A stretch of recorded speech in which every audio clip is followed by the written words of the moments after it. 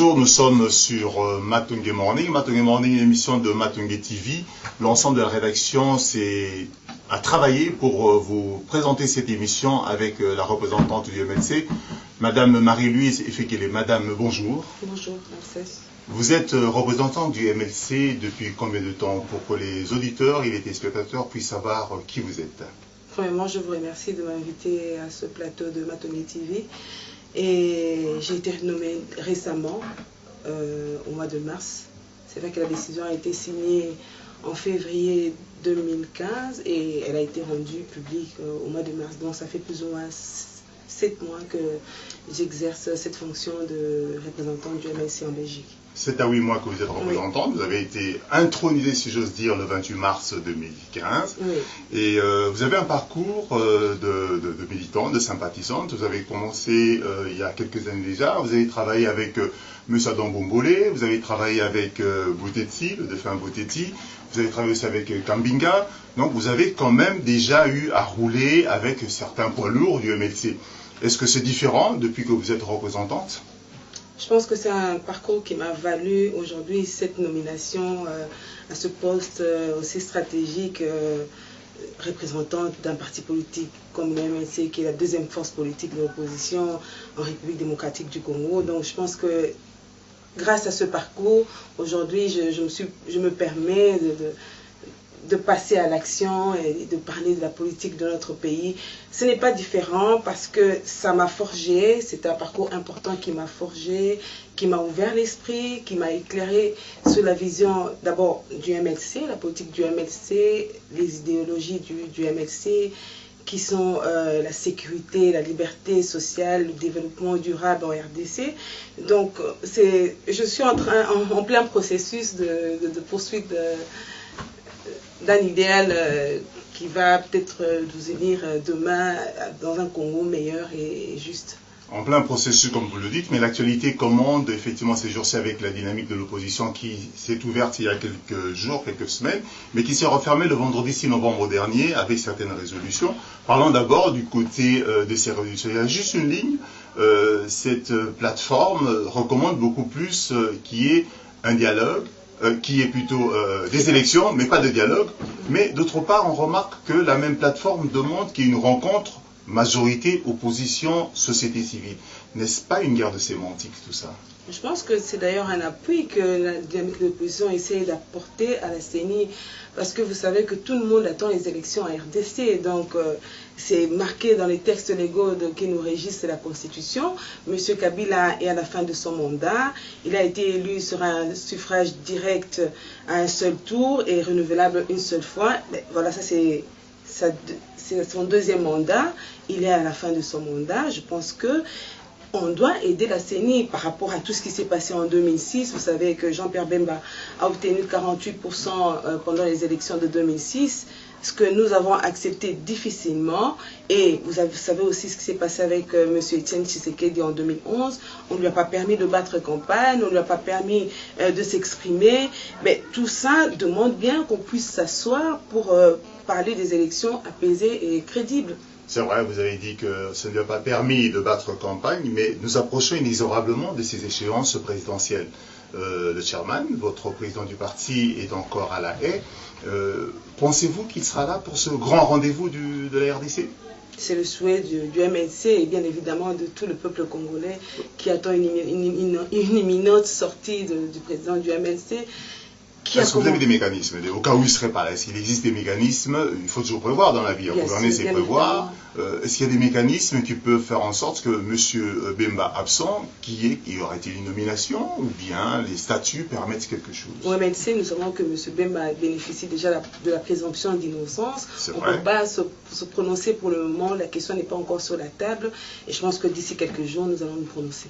Mais il faudrait battre campagne, il faudrait le temps se réduise. Vous aurez vraiment le temps de battre campagne pour ce rendez-vous? Dès qu'on a le calendrier sincère de la CENI. Par rapport à ce calendrier existant déjà, qui prévoit, il y a déjà un calendrier, naturellement. Le calendrier qui existe déjà prévoit 7 scrutins, un scrutin qui n'a pas été, qui n'ont pas déjà été réalisés. Le scrutin sur les élections municipales et locales n'ont pas été réalisés. Donc nous pensons que les scrutins capital pour des élections en République démocratique du Congo, c'est les législatives et la présidentielle. Donc dès qu'on a ce calendrier, le MLC va se prononcer sur le candidat à la présidentielle. Toujours par rapport à l'actualité, parce que c'est le but de cette émission de Matongue Morning, en ce jeudi 12 novembre, nous vous posons aussi la question sur les commissaires spéciaux. On a vu l'actualité assez controversée de ces commissaires spéciaux qui ont été nommés par le pouvoir, par le chef de l'État. Que pensez-vous de tout cela? Ben écoutez, on nous a dit et on a lu que ça n'était pas prévu dans la Constitution. C'est encore une violation flagrante de notre Constitution. Nous pensons que M. Kabila et la CENI, qui travaillent en étroite collaboration, devraient savoir qu'en nommant les commissaires spéciaux, il y aurait... non, excusez-moi. Je vous en prie, les commissaires spéciaux, oui. M. Kabila devait savoir que en faisant le découpage territorial des provinces, il fallait préparer tous ces mécanismes. Donc, il ne faut pas nous emmener maintenant à un processus où il y a des commissaires spéciaux qui sont nommés et en même temps nous savons que ces commissaires spéciaux, la majorité, sont sous l'obédience de M. Kabila. Donc, mais par exemple, pour parler de la CENI, on sait aussi qu'il y a des gens de l'opposition qui sont là. Le caissier adjoint est issu de vos rangs. Donc le MLC a quand même une voix. Je parle du bureau du CENI. Il y a quand même moyen de pouvoir se prononcer. Dans un pays sérieux, il est important que lorsque la tête tombe, que tout le bureau tombe. Et le MLC a demandé le renouvellement de la CENI. Nous pensons que cet appel sera capté pour que demain nous ayons un bureau. Aujourd'hui, c'est vrai, le président a été désigné en la personne de M. Corneille Nangaa. Je le félicite pour ce poste. Mais un peu controversé, hein, Corneille Nangaa. Mais l'Église catholique, qui dit toujours non, nous ne l'avons pas appuyé, nous pensons que ce n'est pas régulier. Que pensez-vous de cette position de l'Église catholique aussi puissante? C'est que la société civile au Congo veut dire confession religieuse. Non. Il y a aussi des associatifs, il y a des éminents... Ils sont peut-être pas aussi lourds, ils représentent peut-être pas grand monde. Mais moi j'en connais, et il y a M. Paul Sapou, qui est un activiste de droits de l'homme, qui est dans l'associatif depuis de belles années. Il y a M. Stanislas Kalumbo, qui est aussi dans l'associatif. La PRODEC. La PRODEC, qui fait un bon travail remarquable. Je pense qu'il faudra que la République arrive à capter au moins les valeurs qu'il y a aussi parmi ces personnes-là pour qu'ils travaillent pour le pays. Il y a un autre élément d'actualité, il y a, vous l'avez dit, la territoriale avec ses nominations des commissaires spéciaux. On a vu, vous l'avez dit il y a quelques instants, que ce sont beaucoup plus des personnes qui sont d'obédience du chef de l'État. Alors, nous approchons inexorablement de cette fin de mandat. Est-ce que vous pensez que M. Kabila, je sais très bien qu'il ne vous a pas fait la confidence, mais comment vous voyez l'année 2016? Comment se profile cette année 2016? Le pouvoir va-t-il partir? Faut-il pousser? Que faut-il faire? Il n'y a pas à réfléchir sur cette question, le pouvoir doit partir. Il va partir suivant le texte constitutionnel, tout simplement. Exactement, parce que nous nous battons pour que les délais constitutionnels soient respectés. M. Kabila devrait partir. C'est une élection à un tour, comme vous le savez, oui. Et l'opposition aura-t-elle la force, le courage de se mettre pas un candidat unique, puisque les idéologies sont différentes? Quelle est la recette que vous pourriez proposer à cette opposition? Cette opposition déjà nous a démontré de quoi elle était capable. Vous savez ce qu'elle a fait au mois de janvier 2015, comment ils ont barré la route à la loi de Bochab, et ainsi de suite. Ils ont eu plusieurs manifestations. Je pense que l'union fait la force. Et demain, s'ils arrivaient même à organiser des primaires pour qu'il en sorte qu'un seul candidat de l'opposition, je pense que l'opposition sera gagnante. Des primaires avec des candidats qui ont longuement milité de part et d'autre pour arriver à être candidat un jour, ce serait quand même assez difficile, n'est-ce pas? L'UNC, l'UDPS, le MLC et des tas d'autres partis, M. Fayoulou et beaucoup de gens qui veulent bien concourir. Est-ce qu'il faudrait qu'il y ait des accords ou tout simplement qu'il y ait, comme vous dites, des primaires?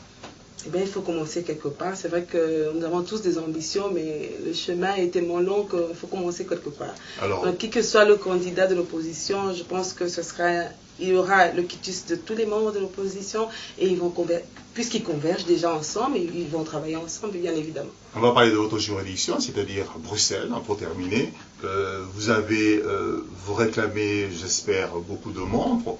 Quelle est la politique que vous menez actuellement pour vous faire entendre au niveau des partis politiques ou bien de l'associatif ici à Bruxelles? J'en profite déjà pour vous remercier parce que c'est ma première émission ici à Bruxelles. Je vous en prie. Donc je pense que par par ce canal, je pourrais inviter les Congolaises et les Congolaises à nous rejoindre au MLC parce que l'heure est grave, l'heure est importante pour parler des questions de la République démocratique du Congo. Nous attendons les élections apaisées et dans une sécurité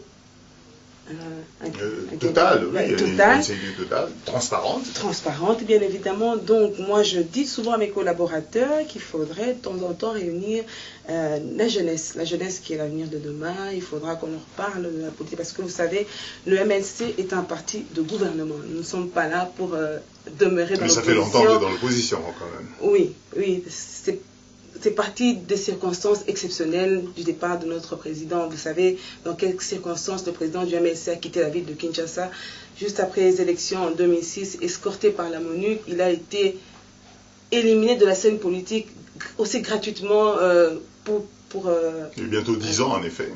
Bientôt 10 ans. Bientôt 10 ans malheureusement, et nous attendons une imminente sortie de notre président. Son affaire à ces pays, aujourd'hui il est lié à deux affaires, comme vous le savez. La première, le procureur contre Jean-Pierre Bemba suite aux événements qui se sont déroulés en République centrafricaine entre octobre 2002 et 2003. Et pour le moment, il y a un procès en cours sur la subornation des témoins. Le procureur reproche à la défense et à M. Bemba lui-même d'avoir corrompu les témoins à décharge qui étaient... Voilà, je sais pas. On l'a vu très combatif en effet, le procès qui a commencé le 28-29 septembre, on l'a vu très combatif, on a vu aussi toutes les personnes avec qui ils sont condamnés. Nous attendons, puisque ce procès ne fait que commencer, on verra bien, les experts disent que ça peut aller jusqu'à l'été prochain, mais on sera bien. Merci madame d'être passée ici à Matongé TV, dans notre émission Matongé Morning, pour cette première. Nous sommes très enchantés de vous recevoir lorsque l'actualité le permettra. Merci à vous et chers spectateurs de Matongé TV. Nous nous retrouverons la semaine prochaine, le jour suivant avec un autre candidat. Merci Madame Marie-Louise Effiké. Je vous remercie.